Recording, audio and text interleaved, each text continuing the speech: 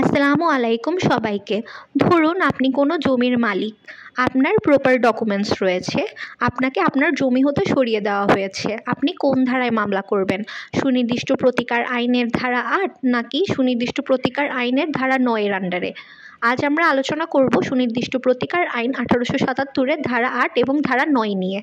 ধারা ৮-এ বলা হয়েছে, যদি কোনো ব্যক্তির জমির মালিকানা বা অধিকার সত্ত্ব থেকে থাকে এবং সেই ব্যক্তিকে যদি জোর করে কেউ জমি হতে সরিয়ে দেয়, তবে কিন্তু ওই ব্যক্তি ধারা ৮-এর আন্ডারে মামলা করতে পারবে। ধারা ৮-এর আন্ডারে যদি মামলা করতে হয়, তবে কিন্তু কিছু জিনিস অবশ্যই মাথায় রাখতে হবে। আপনার অবশ্যই মালিকানা বা অধিকার সত্ত্ব থাকতে হবে। টাইটেল বা ওনারশিপ ছাড়া কিন্তু ধারা ৮-এর মাধ্যমে মামলা চলবে না। এছাড়াও মামলা করতে হবে ১২ বছর সময়সীমার মধ্যে, যা বলা হয়েছে তামাদি আইনের আর্টিকেল ১৪২-এর মধ্যে। ধারা ৮-এর আন্ডারে যখন কোনো ডিক্রি দেওয়া হয়ে থাকে, তার এগেনস্টে কিন্তু রেমিডি হিসেবে আপিল বা রিভিউ এলাউড। এছাড়াও সরকারের এগেনস্টেও কিন্তু আপনি মামলা করতে পারবেন। সরকার যদি আপনার জমির দখল নেয় বা আপনাকে জমি হতে সরিয়ে দেয় এবং আপনার যদি মালিকানা বা অধিকার সত্ত্ব থেকে থাকে, আপনি কিন্তু সরকারের বিরুদ্ধেও মামলা করতে পারবেন। ধারা ৮-এর আন্ডারে মামলা করতে হলে কিন্তু আপনাকে পূর্ণ অ্যাড ভ্যালোরাম কোর্ট ফি দিতে হবে। আসুন একটি উদাহরণ দিয়ে বুঝিয়ে দেওয়া যাক। ধরেন রহিম কোনো জমির মালিক এবং জমি কেনার পর সে জমি রেজিস্ট্রি করিয়েছিল, তার রেজিস্টার্ড দলিল রয়েছে। পরবর্তীতে তাকে যদি কেউ জমি হতে সরিয়ে দেয় বা তার জমি জোর করে দখলে নেয়, তখন কিন্তু রহিম ধারা ৮-এর আন্ডারে মামলা করতে পারবে, কারণ তার মালিকানা বা অধিকার সত্ত্ব রয়েছে। সে তার রেজিস্টার্ড দলিলের মাধ্যমে ধারা ৮-এর আন্ডারে মামলা করতে পারবে। এখন ধারা ৯ কি বলা হয়েছে?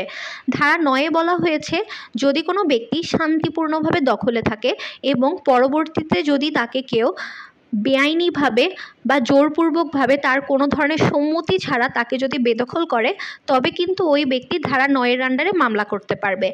ধারা ৯-এর আন্ডারে মামলা করতে হলে অবশ্যই আপনাকে কিছু শর্ত পূর্ণ করতে হবে। আপনাকে দেখাতে হবে আপনাকে বেআইনিভাবে এবং জোরপূর্বকভাবে বেদখল করা হয়েছে, আপনি শান্তিপূর্ণ দখলে ছিলেন। এছাড়াও আপনাকে দেখাতে হবে আপনি ৬ মাসের মধ্যে মামলা করেছেন।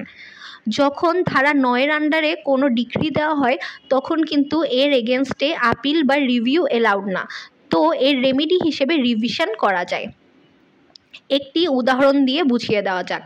ধরেন রহিম কোনো জমির শান্তিপূর্ণভাবে দখলে ছিল, পরবর্তীতে তার প্রতিবেশীরা তাকে বেআইনিভাবে বা জোরপূর্বকভাবে বেদখল করে, তখন রহিম কিন্তু ধারা ৯-এর আন্ডারে মামলা করতে পারবে, কারণ তার মালিকানা বা অধিকার সত্ত্ব নেই। এছাড়াও ধারা ৯-এর আন্ডারে যখন আপনি মামলা করবেন, তখন কিন্তু সরকারের বিরুদ্ধে কোনো ধরনের মামলা চলবে না। ধরেন আপনার মামলা ধারা ৯-এর আন্ডারে ডিসমিসড হয়েছে, কারণ আপনি ধারা ৯-এর শর্ত পালন করতে পারেননি।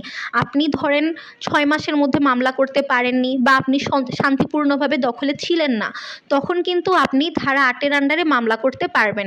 এক্ষেত্রে কিন্তু তখন রেস জুডিকাটা অ্যাপ্লাই হবে না। এটি বলা হয়েছে ধারা ৯-এর মধ্যে। আমি আশা করি আমি আপনাদের কাছে ধারা ৮ এবং ধারা ৯ সম্পর্কে সহজভাবে তুলে ধরতে পেরেছি। আপনাদের কোনো ধরনের প্রশ্ন থাকলে অবশ্যই কমেন্ট করে জানাবেন। ধন্যবাদ।